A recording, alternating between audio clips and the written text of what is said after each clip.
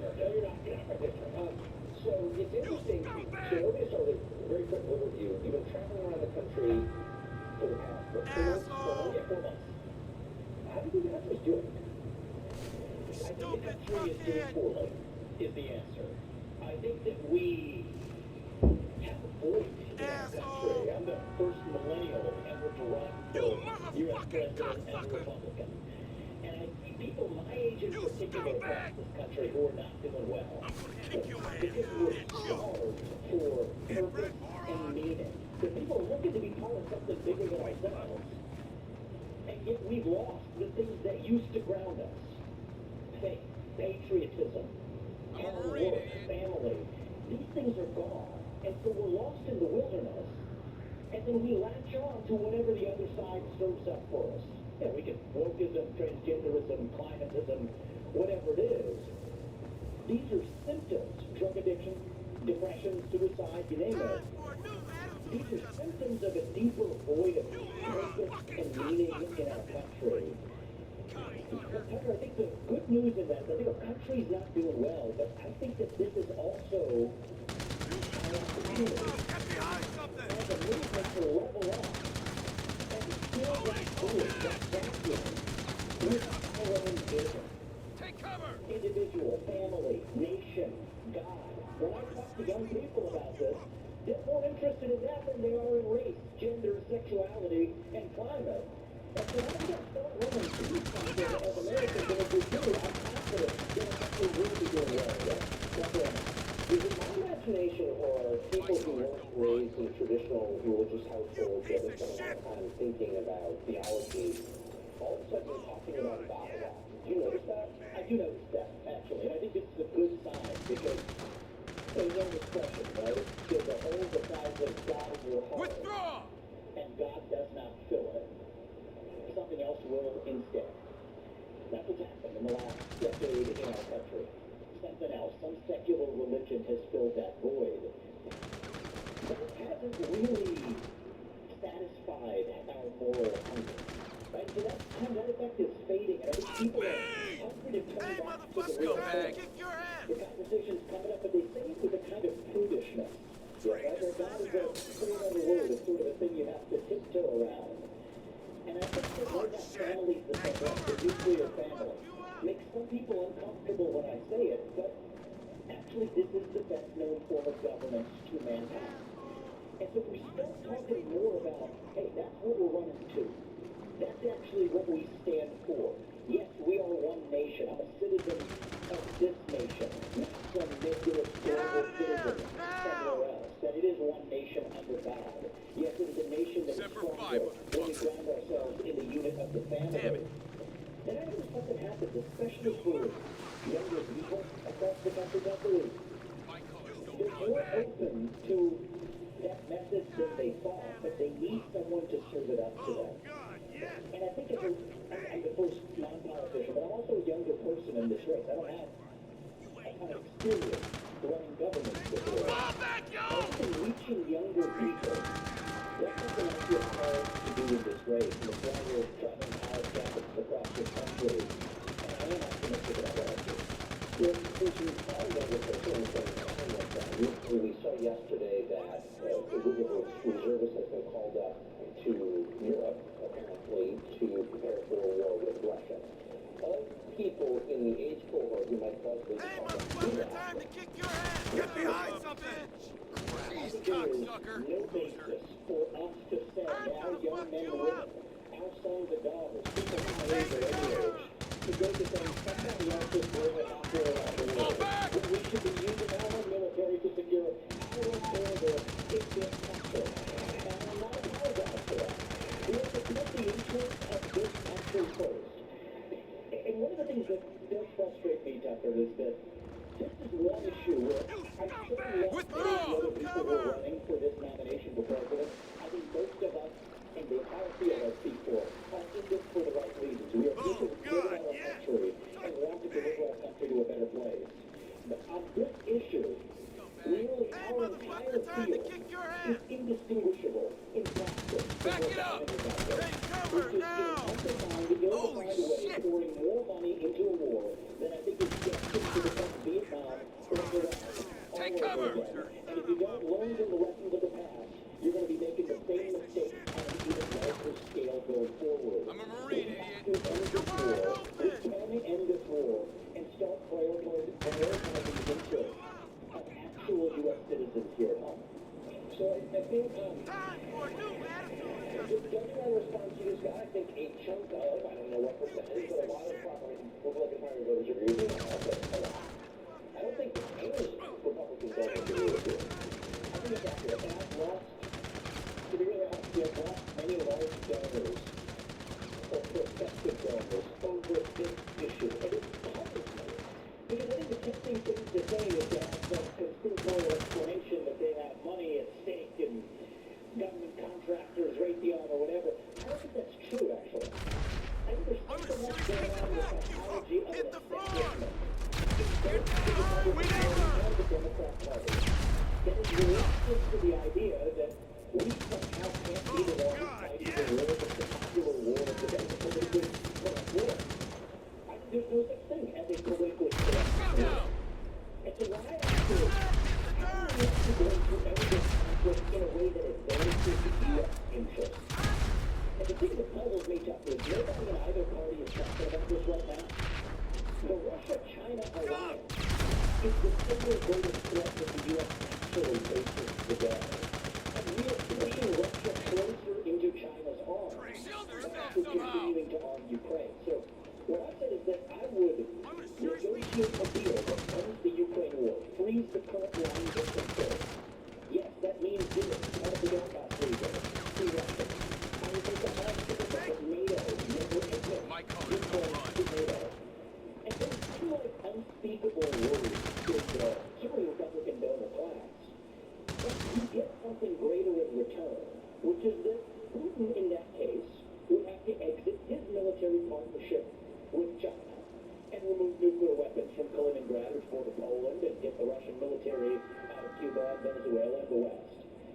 And this is the deal that Putin should do because he ends up winning, he gets things that he doesn't have today, but it secures American interests too. And I do think in a weird way, it does take an outsider to get that job done. Because if you want someone to fix a problem, you don't turn over the keys to somebody who actually broke the thing Thank in the you. first place. Thank you. You want to fix it, maybe have somebody who didn't break it in the first place, and that's part of why I'm in this race as an outsider. Okay. Well, since you're getting radical now, let's go through a list of all the other things you're not allowed to say. So you've just said, you know, you're not attacking anybody, but this doesn't seem to be helping us. In fact, it seems to be creating an alliance that we can't beat, and it's pretty scary. So let's go do it. Something we can't say is maybe January 6th, while appalling on one level, maybe it was not an insurrection. So let me talk about. I haven't talked about this much in the campaign. I'll be very honest with you. You want to know what caused January 6th? There's such a temptation to say that there's one man whose name is unspeakable. We can't. Let's do it. Let's do it. You want to know what caused January 6th? Is pervasive censorship in this country in the lead up to January 6th. You tell people in this country they cannot speak. That is when they scream. You tell people they cannot scream. That is when they tear things down. And so the reality is, we were told that you could not question where the virus came from when we all knew it came from a lab in Wuhan, which now they admit. We were told that you could not send a private message to someone on the eve of an election, that Hunter Biden's laptop story was actually a true story worth considering before an election. You were systematically suppressed. So think about this. You told you had to be locked down, had to take a vaccine that was mandated and forced down your throat, stay locked down in your home, while Antifa and BLM roam and burn the streets of this country. So that's the lead up of one full year of telling people you have to shut up, sit down, and do as you're told. And then you tell them, okay, there's an election where you didn't get the information that you needed, such as the Hunter Biden laptop story being real and suppressed. That's what caused January 6th, is a cycle of censorship in this country. And until we look ourselves in the mirror and admit truth on that, we will not move forward as a country. And I think that's the real cause. We're not, and I'm sorry to say this, Tucker, but I think until we reckon with that reality, I worry that that is the beginning of, it's a friendly parlor compared to what's to come, unless we step up and speak truth, restore integrity, and actually lead us to who we are as a people rather than sweeping the truth under the rug. How can you, just as a philosophical question, a lot of the people who are pushing censorship, in fact I would say almost all of them in both parties, particularly the Democratic Party, claim they're doing so in order to protect democracy. But how can you have a democracy with censorship? So if you want to know the best measure of the health of a democracy, or a constitutional republic, but I'll use lowercase d democracy as a villain, right? It's got good results. People always applaud that. I love that. It's just the truth, though, right? Republic. The civics majors love it. That's good. But the best measure of the health of our American democracy, our constitutional republic, is the percentage of people who feel free to say what they actually think in public. That's the metric. It's not the number of facts it says on a given day. It's the percentage of people who will say in public what they're willing to say behind closed doors. There's no doubt we're doing poorly. The culture is censorious enough. Now, if you say the government on top of that is using social media companies to do through the back door what government could not censor through the front door under the Constitution, that creates the real threat to lowercase d democracy. My litmus test is if Vladimir Putin was doing it, and we would call it a threat to democracy, it's a threat to democracy when we do it on this side of the Atlantic as well. Okay, that's a good way of not pointing the finger at somebody else, but looking at ourselves in the mirror and asking ourselves who we really are. And this is personal for me. I'm a candidate for U.S. president. It feels still new to say that. A politician by nature, but I bring that fact up. Now, as of very recently, certainly polling reasonably well in the recent polls, and I bring that up because against that backdrop, Microsoft owned LinkedIn, censored my social media.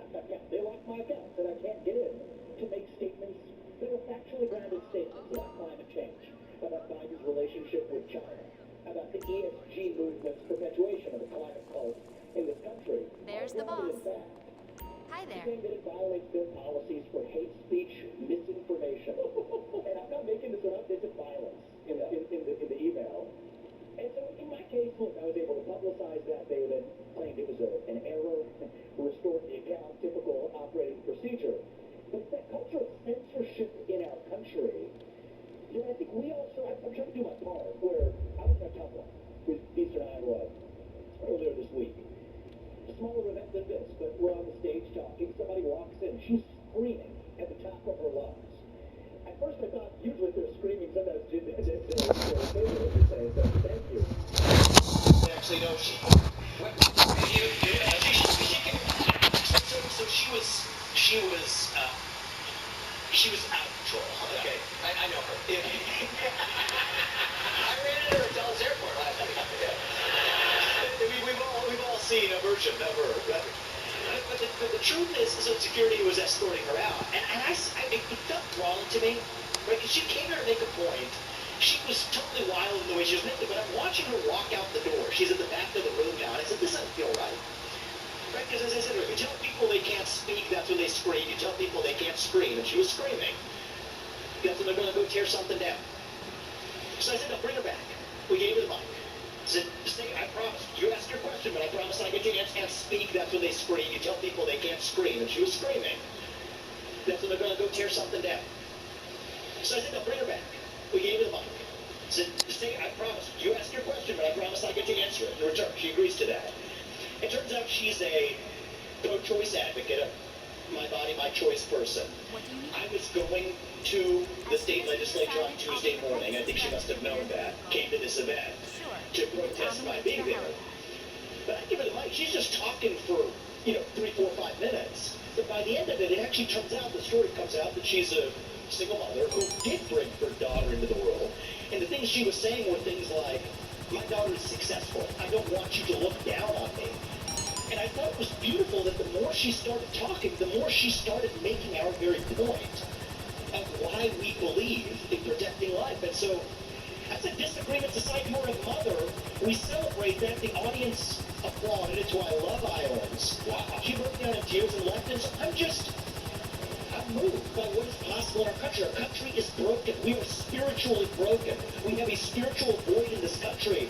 It is our job to step up and fill that void by practicing what we preach as conservatives. And so I'm hoping we're doing that. I love doing that in Iowa. It's been something that's really lifted me up in a way that was never an experience I had as a CEO or in business. I've never had these experiences that we've had in the last few months. And honestly, as broken as our country is, it leaves me optimistic about where we're headed. And you can listen to people. It's okay. Yeah, it's okay. It's not going to hurt you. What? Okay, so it's so interesting. So you, and I think the intro of you described something, but you're coming from a completely different world. It's not like you were mayor, state legislator. You're coming from business and technology and biotech. So what have you learned? Like, how have your views changed since you immersed yourself in crowds of voters and started listening to people? Yeah, so I think my views have changed in part by my belief that we're not as divided as they make it out to be. Right? Many CEOs in this country are frightened, right? Speaking their mind openly. It actually stops, many of them will say, well, stop them from being donors to me, to maybe other causes.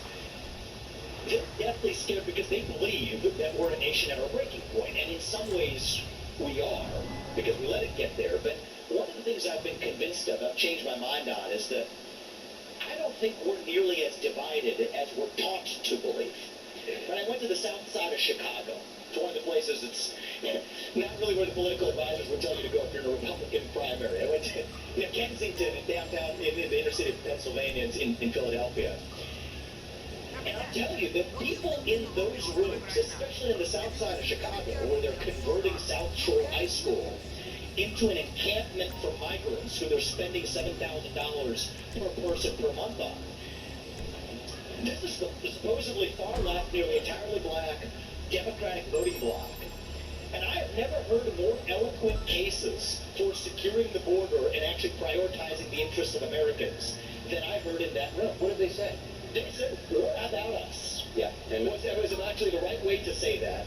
And it came out in many ways where, look, we are Christians. We believe in treating these people humanely. But it's not right that they're spending $7,000 a month and getting baby formula when I couldn't buy baby formula a year ago.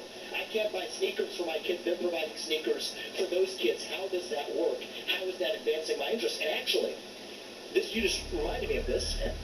Many of them were asking me, as though I was on the side of it, of why on earth we're sending billions of dollars to Ukraine. So it was interesting to me that the traditional partisan boundaries as drawn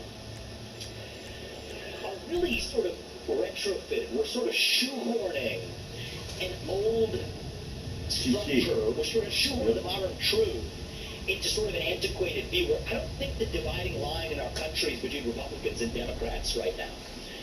I think it is between those of us who are pro-American, who believe in the ideals of this country, who will not apologize for those ideals, who will stand up and sacrifice for those ideals, and those of us who are, and it exists in this country, I mean, the Vice President's a great embodiment of this, anti-American.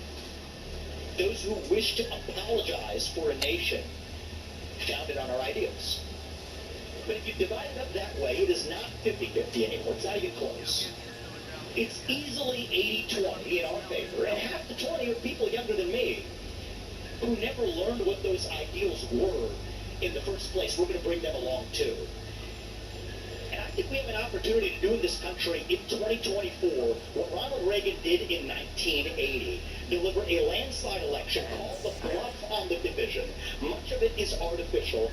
I fell for it, right? Even when I started this campaign, right, for the Republican candidate for U.S. president, I don't even talk about Republicans that much anymore. I try not to use the word. Not because it's a bad word, but because it doesn't mean anything. Right? Half the Republican, 3/4 of the Republican Party's got the same policy as Biden on the most important policy matter of our time.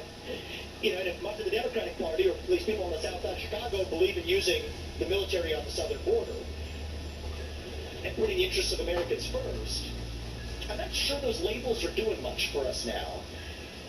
And one of the things, I actually just got this stat yesterday from my campaign. 40% of the donors to our campaign are first-time ever donors to the Republican Party in any form ever. And the normal number is 2%. So I think this should actually give us hope for possibility if we're willing to take the shackles off a little bit, relax a little bit on, identity can be confining. Right? The left does this masterful. You're black, therefore you can't achieve something. You're a woman, therefore you can't achieve something. Identity's confining. You can be imprisoned in the identities that you inherit. And I just want to be careful that we learn from the left, or learn, including what not to do, to be confined and imprisoned by our own identity of what it means to be Republican. Let's just let that word go, and instead ask the question of what it actually means to be an American today. That's the question of our time. And you ask people my age that question, you get like a deer in the headlights response. It's like it's a blank stare initially. But on the other side of that is then an introspection to say, okay, there are certain ideals that we fought a revolution for in this country. Self-governance over aristocracy, that was a long 10 minutes. as a nation, free speech, meritocracy, that you get ahead in this country, not on That was a long 10 minutes. I'm but about to the do it now. content of your character and contributions. That's what it means to be an American. That's where we're running to. And honest to God, I think that if we do this right, we actually prioritize our vision, what we stand for, I think it's going to be a landslide election for a, I'm not going to say Republican candidate, a pro-American candidate in this race. It's just interesting because what you didn't mention, so I asked you, you've been traveling around the country, it sounds like you've really, I mean, with the Kensington and the South Side, you've really kind of been to the span of the country. I watch media coverage and everything's about race. And America is divided by race. That's America's original sin. It's the thing that cleaves us as a country. You didn't mention that. So why do they keep telling me that? They blow what I call woke smoke to deflect accountability for their own failure, actually. So, what do you think affirmative action has done for black people in this country? Nothing. What do you think? It's negative. It's created racism that otherwise would not have existed. I've seen it. I've hired black executives at companies I have founded on merit. I could care less for the skin color. And then behind closed doors, people say, well, that person got their job because of race. Because they're jealous because they weren't good enough to get the job. But that's sad. It's unfair to everyone involved. They'll blow woke smoke. They'll say math is racist. Well, in fact, you know what might be wrong is not teaching kids in the inner city for a year under COVID lockdowns how to do math. And then they're using this to cover up for that failure. I personally think that's actually what's going on in the U.S. military, too. Right? People wonder about where's this wokeness in the military coming from.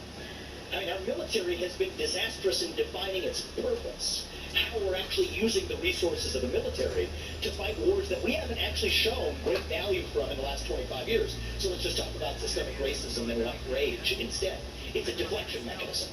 Companies do it, the military does it, schools do it, teachers' unions do it. It's irrelevant. And in fact, what would they ever do without those poor black kids who they could hold out as the sacrificial lambs for their own failures? What we actually need to do is to level up and say, no, regardless of the color of your skin, how are we going to be a country that ensures opportunity, black, white, man, woman, that doesn't matter? You know, my parents came to this country with almost no money. I've gone on to found multi-billion-dollar companies. And then people tell me, oh, that's because you had privilege. They tell me white privilege. It's sort of weird. It's sort of an interesting. It's kind of interesting. Do you tell them? I take the blindfold off, and now you have your answer. But the interesting answer is, actually what I do tell them, Tucker, is that I did have privilege. I didn't grow up in money. But I had two parents in the house, a mother and a father, with a focus on education and a faith in God. And you know what? That is the ultimate privilege. And if I'm going to enjoy that, every kid in this country ought to enjoy it too. Do you think, I just have to ask this, do you, because you're not a political professional, do you think Biden's going to be the nominee? So it depends on who the Republican nominee is. I'm running because at this point, actually, my heart says, I couldn't have told you this in February. I watched on your show, and honest to God, when I left, I had no idea how this thing was going to go.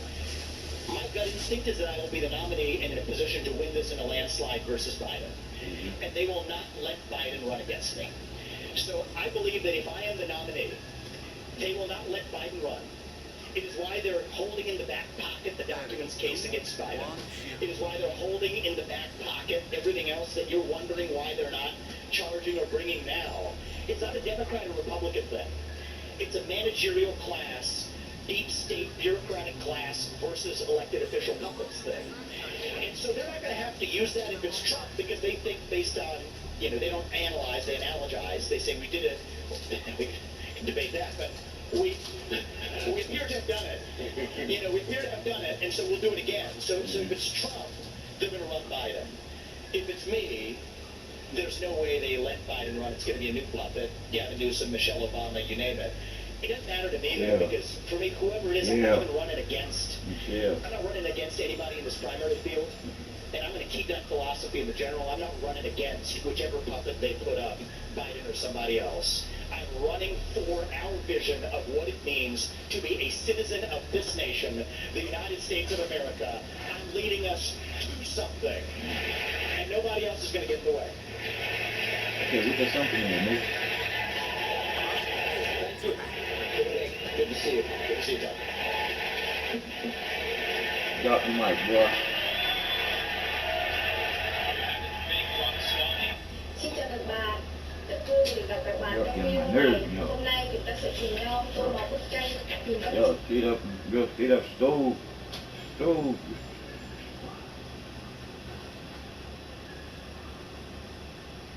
Wow.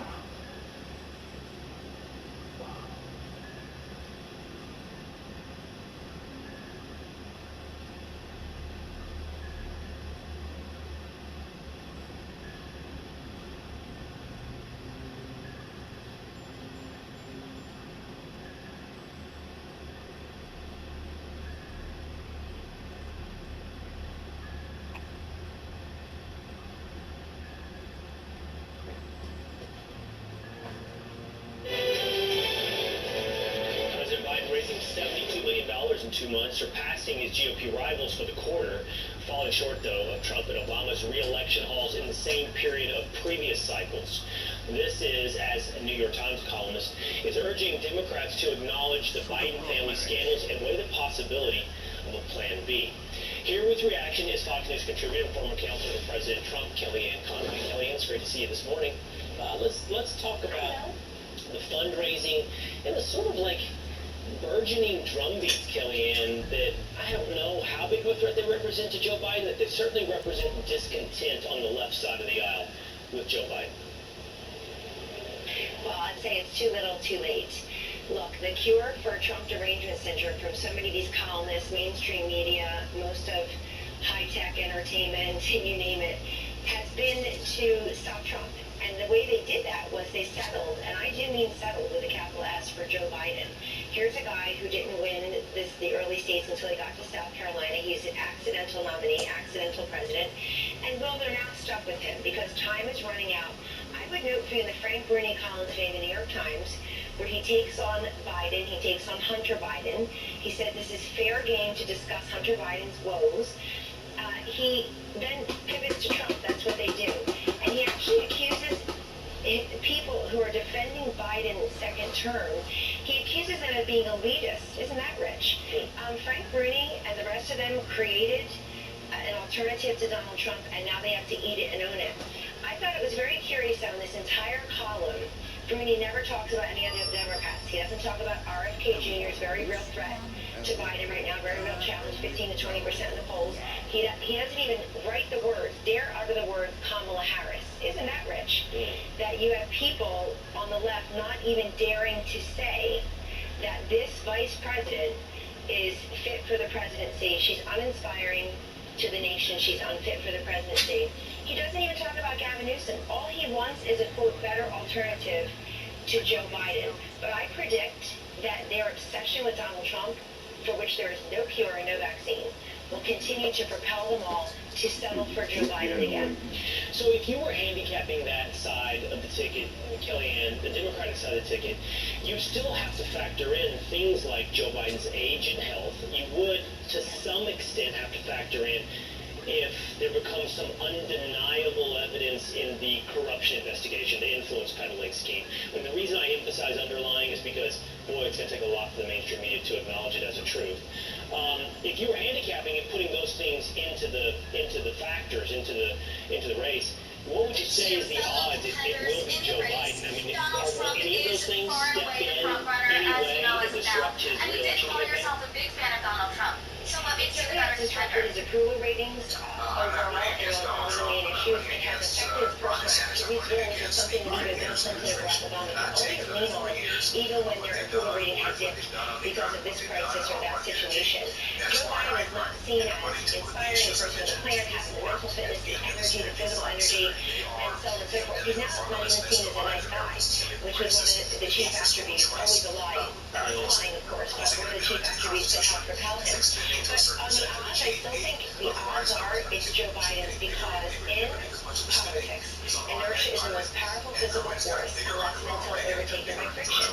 The friction would have to come in the form of all of the leaders in the Democratic Party saying we must step aside, and then they have to get over the hurdle of Kamala Harris, really angering a lot of women, a lot of people of color in the party for going right past her. They're running out of time. The Iowa caucus is 6 months from now, less than 6 months from now, and you have to get your name on the ballot in all these places. So I think they're stuck with this guy who's every minute of 80. One last point, I think that these scandals, the scandalabra around Biden has really hurt him, and I think that as Donald Trump sees some of these indictments pile up and some of his legal woes, he's still not running them, and he's still way ahead. I think competition has helped Donald Trump, and competition has hurt Joe Biden. I've got to move on, but I can't also let you go if I just ask you this quick. So this really has to be quick, okay? Or I'll get in huge trouble, but I have to ask you out of personal curiosity. Do you think anybody made any dent yesterday or this week in Iowa? Did anybody stand out in any way? How about this? Not to catch Donald Trump, but to stand out from the other candidates on the Republican side.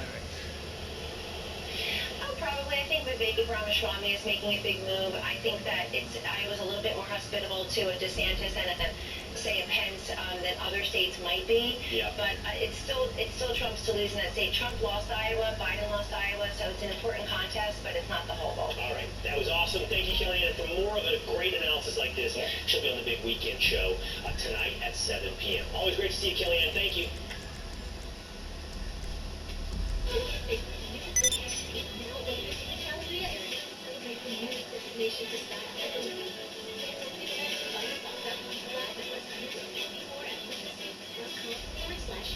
Living spaces.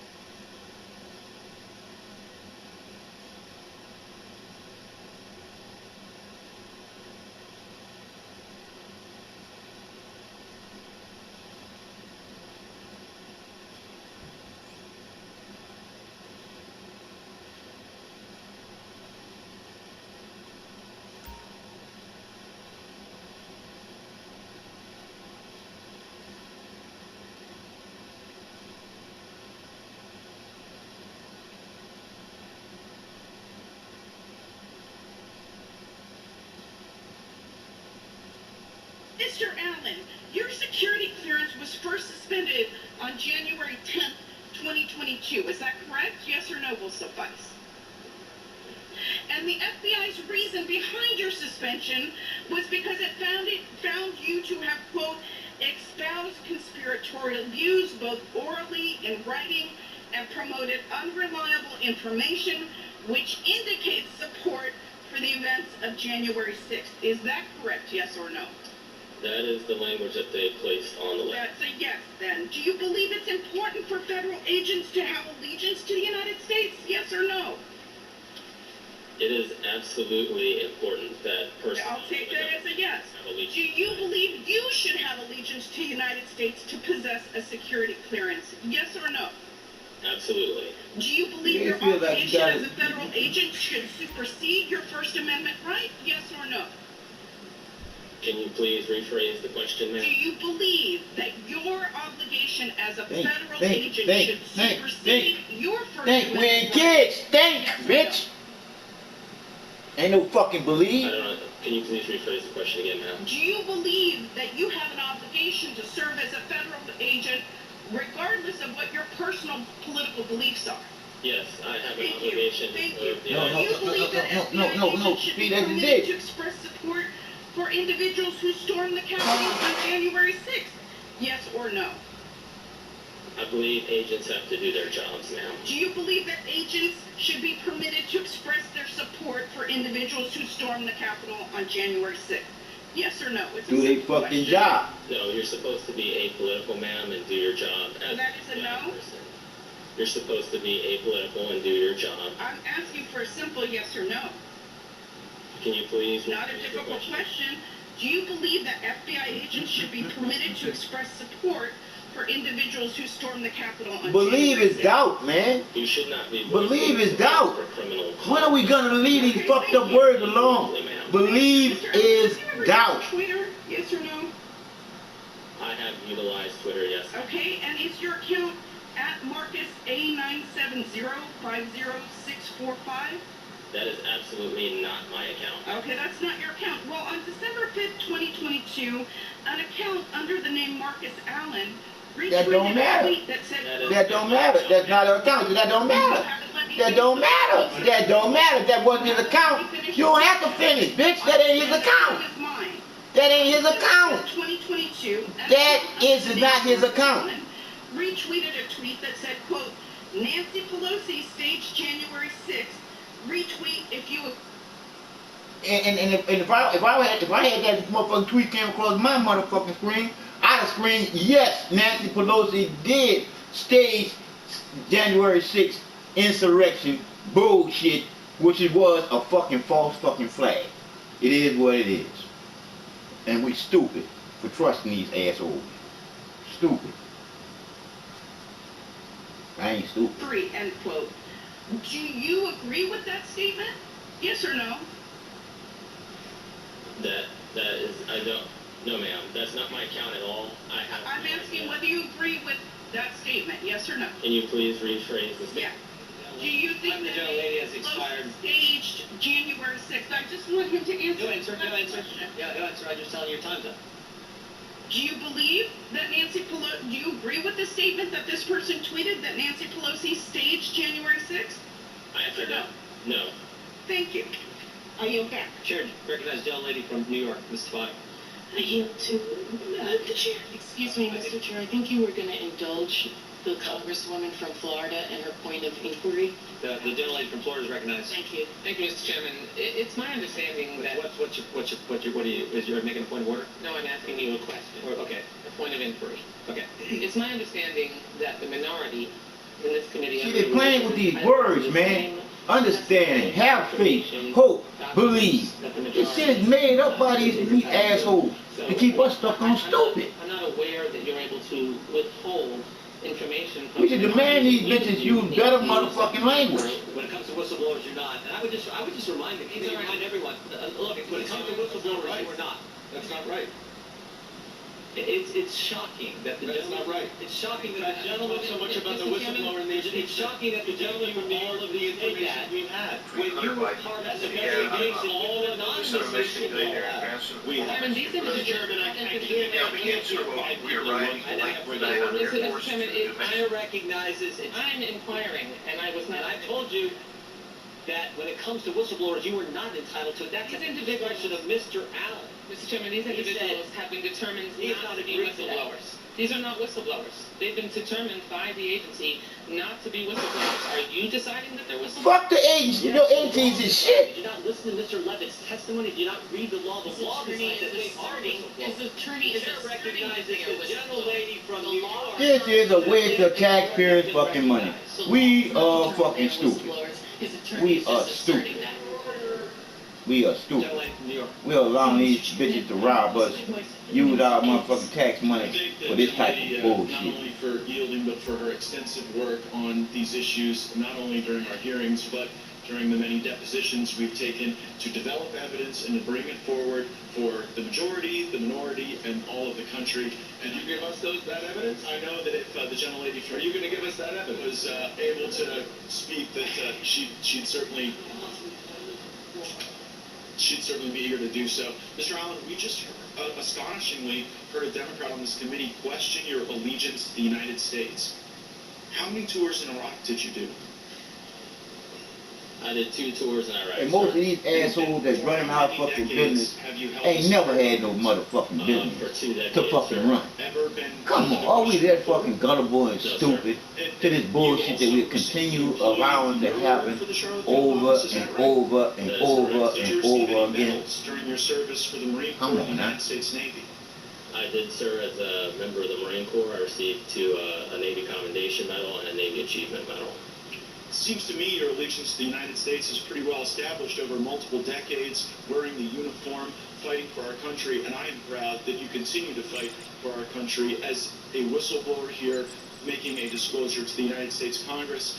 And Mr. Allen, is it your belief that you were retaliated against because you shared an email that questioned the truthfulness of FBI Director Christopher Wray?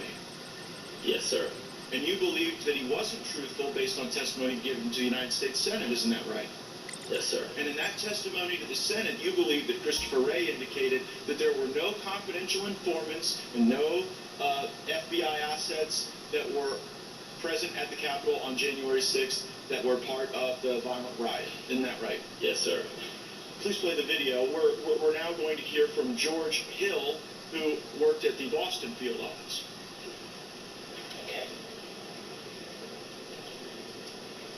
The SSA in Boston said they were going to a political rally, which is First Amendment protected activity. No, we're not uploading. We're not starting cases on these people. To which they said, well, we're going to call your SAC. And the SSA said, go right ahead. Because when you're pushing back, you want to make sure that you have your six covered. So the SAC and the ASAC were intimately aware of these kinds of exchanges that were going on. And again, to his credit, Joe Bonavolonta said, no, we're not opening up cases of people who went to a rally. And I forgot a key part. The SSA for CT2 said, happy to do it. Show us where they were inside the Capitol, and we'll look into it. To which WFO said, we can't show you those videos unless you can tell us the exact time and place those individuals were inside the Capitol.